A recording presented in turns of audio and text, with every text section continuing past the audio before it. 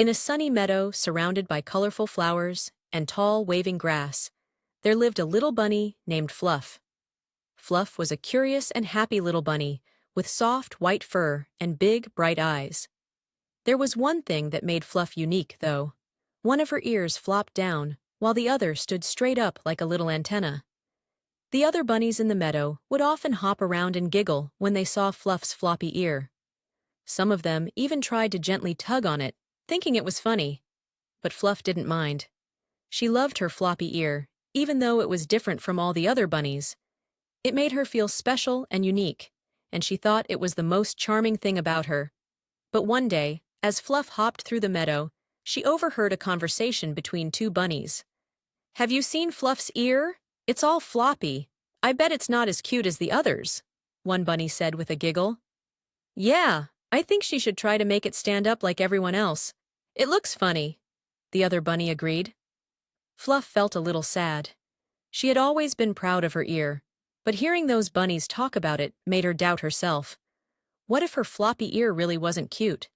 What if the other bunnies were right?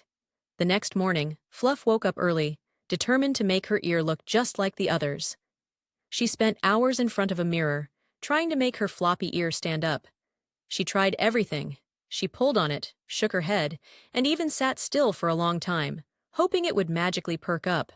But no matter what she did, her ear just stayed floppy. Fluff sighed and sat down, feeling defeated. "Why can't I be like the other bunnies?" she muttered to herself. Just then, her best friend, a wise old turtle named Timmy, slowly made his way over. He had seen Fluff struggling and decided to offer some advice. "Hello, Fluff," Timmy said in his calm, gentle voice. "Why do you look so sad?"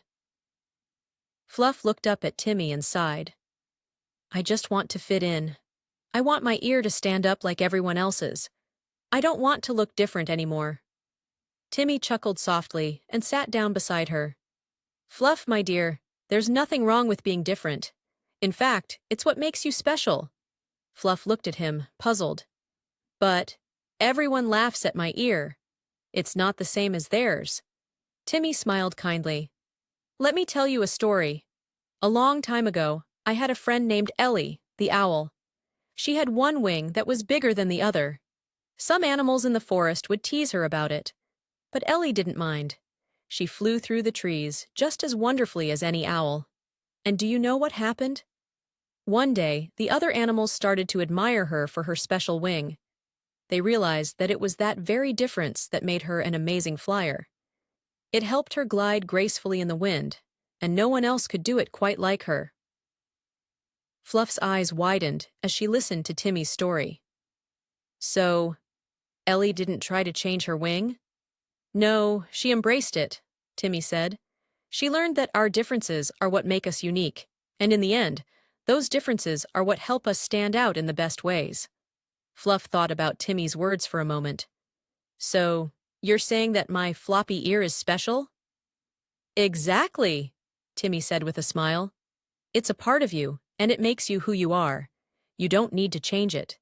In fact, I bet it makes you a better bunny than anyone else, just the way you are." Fluff smiled shyly, feeling a warm, happy feeling in her heart. She looked at her floppy ear and gave it a little wiggle. "I never thought of it that way." From that day on, Fluff no longer tried to change her ear. She embraced her floppy ear with pride, knowing that it was what made her unique. The other bunnies in the meadow soon realized how special Fluff's ear was, and instead of teasing her, they admired it. They loved how her floppy ear made her so different and charming.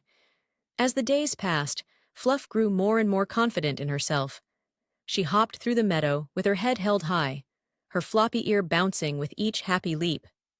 And every time she passed by a flower or a tree, they seemed to smile just a little brighter, as if they were happy to see her embracing who she truly was.